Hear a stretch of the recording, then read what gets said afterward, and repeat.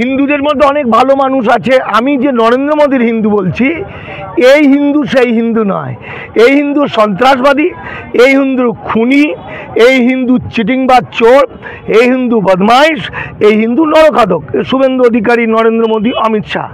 ফলে মূল নিবাসী মানুষ এই ভারতবর্ষের এসসি এসটি ওবিসি, তাদের রক্ত আর হিন্দু নিম্নবর্ণের মানুষের রক্ত এক, কোনো পার্থক্য নেই। মতুয়াদের রক্ত আর মুসলমানদের রক্ত কোনো পার্থক্য নেই। শুধু এরা শিক্ষিত এইভাবে শিক্ষা পায়নি, ইসলাম শিক্ষা পায়নি বলে এদেরকে টুপি পরানো হয়েছে। আমরা এই জন্য শিখা মণ্ডল, ও শিখাদি, আমরা কই শিখা আছে তো?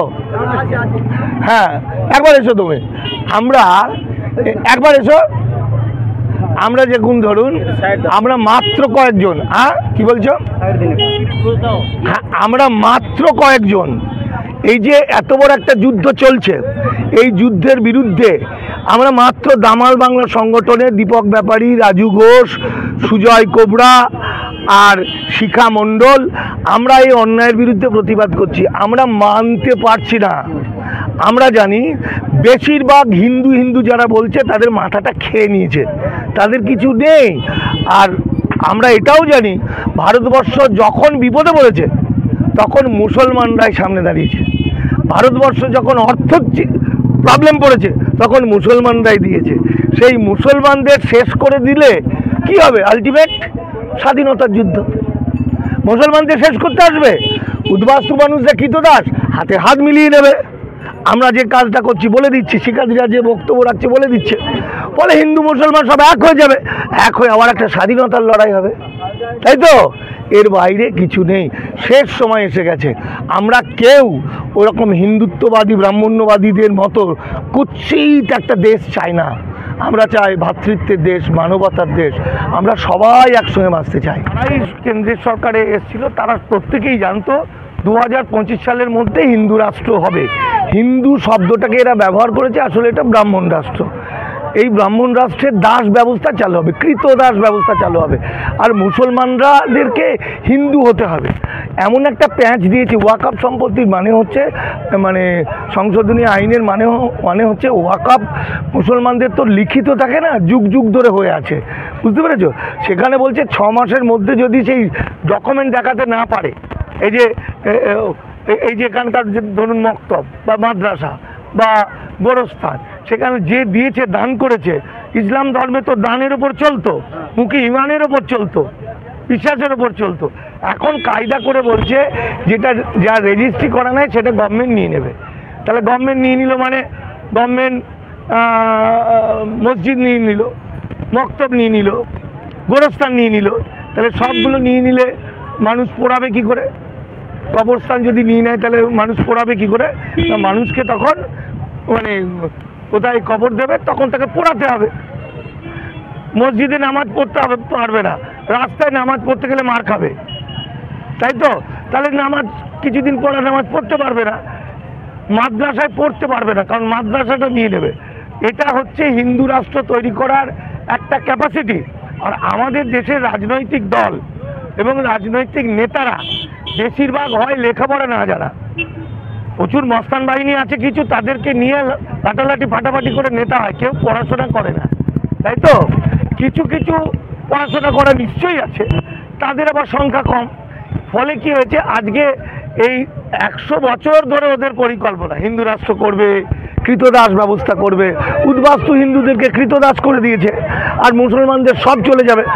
একইভাবে আমাদের দেশটা আগে বৌদ্ধদের ছিল। এই যে মুসলমানদের নেড়ে বলে কেন? মানে মুসলমানরা আগে বৌদ্ধ ছিল, নেড়া করতো। মুসলমানদের এই যে লুঙ্গি পরে, লুঙ্গিটাকে এটা তো বৌদ্ধদের এরকমভাবে কাপড় পরতো। তারপরে বৌদ্ধদের সমস্ত বৌদ্ধ বিহারগুলো ধ্বংস করে মন্দির বানায়।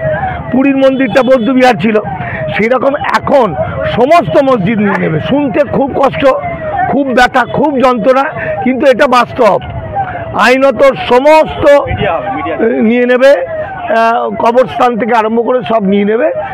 নিয়ে এরা চতুর্বর্ণে ফেরাবে। চতুর্বর্ণ মানে একদম দাস হিসাবে, তবে নাগরিক। উদ্বাস্তুরা যেমন বেনাগরিক, কৃতদাস, মুসলমানরা নাগরিক, কিন্তু তার কিছু থাকবে না, তাকে ধর্মান্তরিত হতে হবে, এটার আইন ওয়াকফ সংশোধনী আইন। মানে এই আইনের মধ্যে দেখা যাচ্ছে ধরুন 100টা সম্পত্তি আছে, মাজার, মক্তব ইত্যাদি নিয়ে, তাই তো, গোরস্থান নিয়ে, 90টা কাগজ নেই, নিয়ে নিল, তাই 10টা পড়ে থাকলো। ওই 10টাও যাতে না দেয় সেই জন্য ওয়াকফ কমিটিতে ঢুকিয়ে দিয়েছে হিন্দুদের। বোঝা গেল যে যাদের মুসলিম ধর্ম সম্পর্কে কোনো ধারণা নেই সারাদিন গালাগালি দেয়। মুসলিম ধর্ম হচ্ছে আগে ভারতবর্ষটা ছিল মূল নিবাসী মানুষদের, শূদ্র মূল নিবাসী মানুষদের। এরপর এই শূদ্ররা 7,500 রকমের ভাগ ছিল, কারোর সঙ্গে কারো মিল ছিল না। এদের আইন ছিল মেয়েদের যার সঙ্গে বিয়ে হোক প্রথম বাচ্চাটা হতে হবে ব্রাহ্মণের। নিয়ম ছিল নরবলি, নিয়ম ছিল প্রথম বাচ্চাটা ছেলে হলে তাকে মেরে দিতে হবে, এইসব নিয়মগুলো করেছিল। এরপর যখন চরম অত্যাচার, তখন আরব দুনিয়া থেকে সাধু সন্ততরা, মানে ইসলাম ধর্মাবলম্বী মৌলানা, হাফেজ, কারি, হ্যাঁ, এরা সব আসতো। এরা এসেই মানুষগুলোকে ভালোবাসা শিখিয়েছিল, এরা একত্রিত করেছিল এবং একেশ্বরবাদের দীক্ষা দিয়েছিল। সেই কারণে মানুষ যারা চালাক, যারা বুদ্ধিমান, তারা মুসলমান হয়ে গেছে। আর একটা অংশ ওই রকমই পড়ে আছে, তাই তো, আর একটা অংশ বুঝতেই পারছে না ব্যাপারটা কি। এবার এই মুসলমানদেরকে সবচেয়ে বেশি ভয় পায় হিন্দুত্ববাদী বা ব্রাহ্মণ্যবাদীরা। হিন্দু মানে আমি বলছি না, হিন্দুত্ববাদী প্রচণ্ড ভয় পায়। কেন?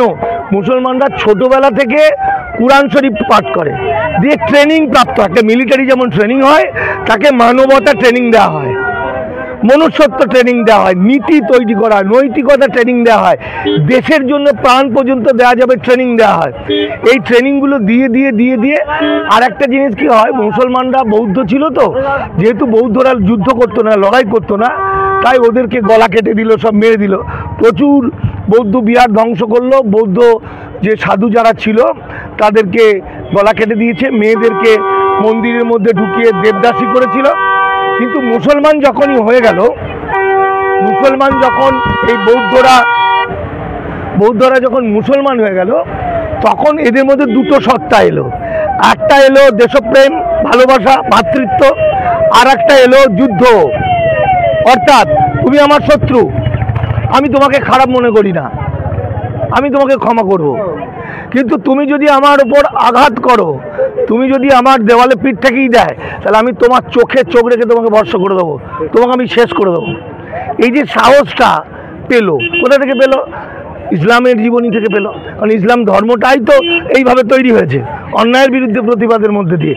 যে কারণে ভারতবর্ষে যে সরকারই আসুক, এতদিন যারা এসছে তারা মুসলমানদের ভয় পায়, আর ভয় পায় বলে ওই তথাকথিত হিন্দুদেরকে মিশতে দেয় না মুসলমানদের সম্পর্কে।